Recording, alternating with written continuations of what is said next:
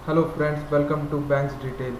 आइए जानते हैं आईडीबीआई बैंक के पर्सनल लोन के बारे में। आईडीबीआई बैंक के पर्सनल लोन आप किस किस वजह से ले सकते हैं।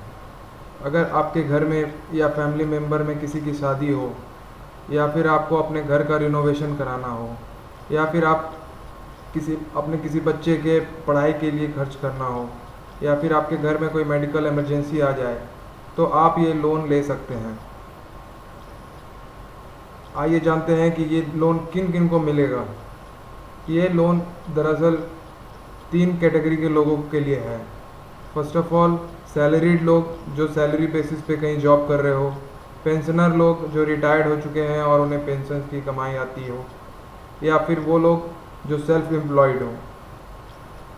अगर आप ये 3 कैटेगरी में से किसी भी एक कैटेगरी में आते हैं तो आप इस लोन के लिए एलिजिबल हैं। आपकी मिनिमम सैलरी कितनी होनी चाहिए? सैलरीड और पेंशनर लोग के लिए ये मिनिमम एनुअल इनकम सिर्फ और सिर्फ 1,80,000 पर ईयर होनी चाहिए। ये आपकी एनुअल नेट इनकम होनी चाहिए, ना ही कि ग्रॉस इनकम। और सेल्फ एम्प्लॉयड प्रोफेशनल्स के लिए ये minimum annual income business income आपका 3,60,000 रुपये होना चाहिए, यानी कि मंथली मात्र 30,000 रुपये। आपकी इसमें एज लिमिट यहाँ पे दी हुई है। एज लिमिट आपको मिनिमम 21 साल होना चाहिए, तब आपको ये लोन मिल सकता है। और मैक्सिमम अगर आप पेंशनर हैं तो आपको 75 ईयर्स तक का एज लिमिट मिला हुआ है। आप कितने टाइम तक ये पर्सनल लोन ले सकते हैं?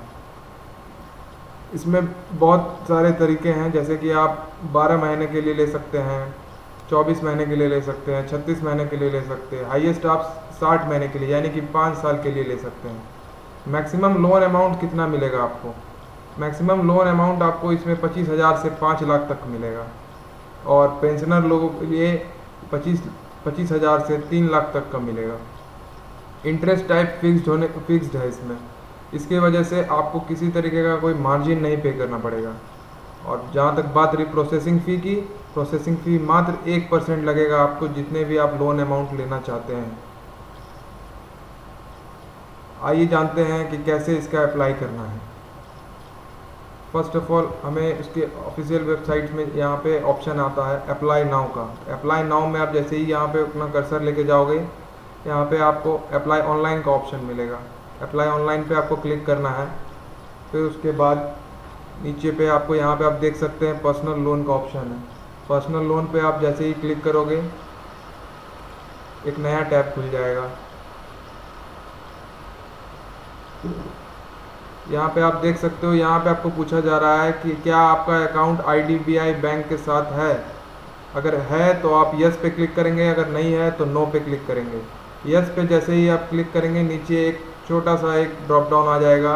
यहाँ पे आप देख सकते हैं, यहाँ पे लिखा हुआ है कस्टमर आईडी और यहाँ लिखा हुआ है अकाउंट नंबर।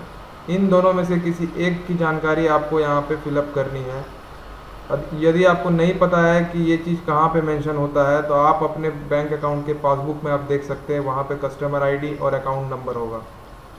अगर आपका आईडीबीआई बैंक का पासबुक आपके साथ है तो आप अभी चेक कर सकते हैं कि आपका कस्टमर आईडी क्या है और आपका अकाउंट नंबर क्या है। इन दोनों में से किसी एक चीज़ को आपको फिलअप करना है। इन केस मान लीजिए आपका कस्टमर आईडी आपको पता है, तो आप यहाँ पे आप अपना कस्टमर आईडी जो भी है वो आप यहाँ पे इंटर कर सकते हैं। यदि कस्टमर आईडी नहीं पता है तो आप अपना account number, bank account number जो है वो यहाँ पे फिलअप करना है। यहाँ पे आप वो फिलअप करके आप जैसे ही जनरेट ओटीपी पे क्लिक करेंगे, आपके रजिस्टर्ड मोबाइल नंबर पे एक ओटीपी आ जाएगा। उसके बाद इन केस अगर आपका बैंक अकाउंट आईडीबीआई बैंक में नहीं है तो आप यहाँ पे नो पे क्लिक करेंगे। ओटीपी आने के बाद भी आपका ये फॉर्म खुल जाएगा। यहाँ पे आप जैसे अगर आपका अकाउंट आईडीबीआई बैंक में नहीं है तो आप यहाँ पे नो पे क्लिक किए हैं, यहाँ पे ड्रॉप डाउन में एक फॉर्म ओपन हो गया है। यहाँ पे आपको सैल्यूटेशन में आपको यहाँ पे नेम में आके यहाँ पे देखिए आप सैल्यूटेशन है, सैल्यूटेशन में आप यहाँ पे मिस्टर, मिस, मिसेज या फिर मिस जो भी हैं आप, वो चीज़ आप यहाँ पे मेंशन कर सकते हैं। इन केस अगर लड़का है तो मिस्टर होगा, लड़की है तो मिस या मिसेज होंगी। तो यहाँ पे आप मिस्टर इन केस सेलेक्ट कर लेते हैं। आपका नाम यहाँ पे जो भी फर्स्ट नेम है आपका, वो फर्स्ट नेम आप यहाँ पे मान लीजिए डाल दीजिए। मिडिल नेम में आपका मिडिल नेम यहाँ पे डालना है। उसके बाद फिर लास्ट नेम का यहाँ बॉक्स है, लास्ट नेम में आपका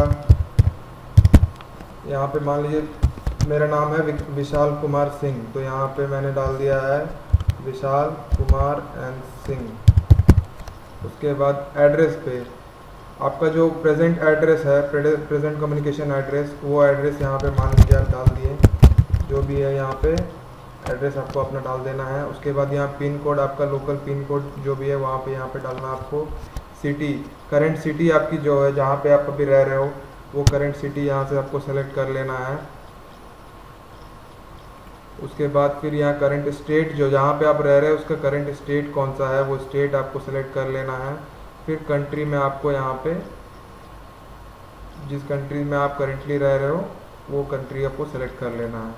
उसके बाद आता है परमानेंट एड्रेस। परमानेंट एड्रेस आपका जो है वो एड्रेस के डिटेल्स यहाँ पे फिलअप करने हैं। पिन कोड हो गया, एड्रेस हो गया, सिटी हो गया, स्टेट, कंट्री, सारे कुछ ये सब सेलेक्ट कर लेने हैं और जहाँ फिलअप करना है वहाँ फिलअप कर देना है। फिर आपका जो मोबाइल नंबर है वो मोबाइल नंबर यहाँ डालना है। इन केस आपके पास कोई फ़ोन नंबर है तो फ़ोन नंबर भी आप यहाँ डालना है आपको। उसके बाद अपना ईमेल आईडी यहाँ डालें, यहाँ पे अपना डेट ऑफ बर्थ डालें। उसके बाद अपना जेंडर यहाँ पे बता दें, मेल या फीमेल। फिर मैरिटल स्टेटस आपका क्या है, सिंगल या मैरिड। उसके बाद आपके पास पैन कार्ड है तो यहाँ पे यस करें, पैन कार्ड नहीं है तो नो करें। उसके बाद यहाँ पे एप्लीकेशन स्टेटस, एप्लीकेशन स्टेटस में यहाँ पे आप जाके यहाँ सेलेक्ट कर सकते हैं कि आप किस कैटेगरी में आते हैं। आप सैलरीड इंडिविजुअल हैं या सेल्फ एम्प्लॉयड प्रोफेशनल है या self employed non professional businessman है या नॉन रेजिडेंट इंडियन है जो कि सैलरीड है। यहाँ पे वो आप सेलेक्ट कर लें। उसके बाद फिर टाइप ऑफ लोन रिक्वायर्ड, यहाँ पे आप पर्सनल लोन सेलेक्ट कर लीजिए। उसके बाद जितना आपको लोन चाहिए वो लोन यहाँ पे आपको डालना पड़ेगा, लोन अमाउंट कितना आपको चाहिए।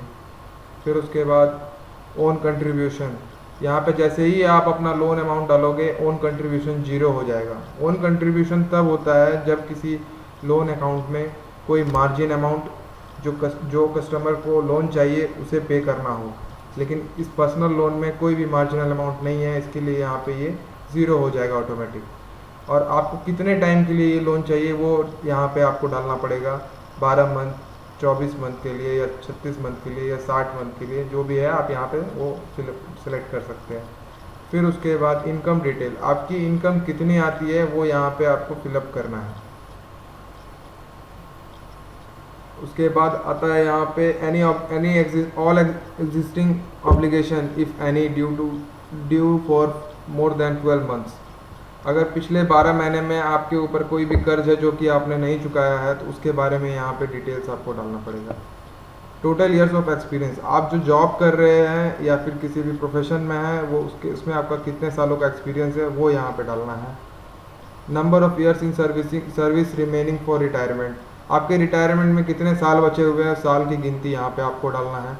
Preferred branch for processing of loan application, आप किस ब्रांच में चाहते हैं कि आपको लोन मिल जाए।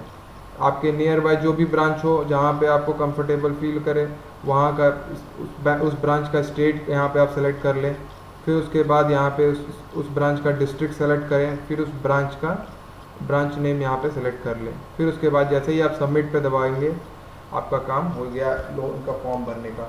उसके बाद आपको जल्द से जल्द आपको लोन अप्रूवल मिल जाएगा और फिर आपका जो भी काम बकाया है वो आप अच्छे से कर पाएंगे।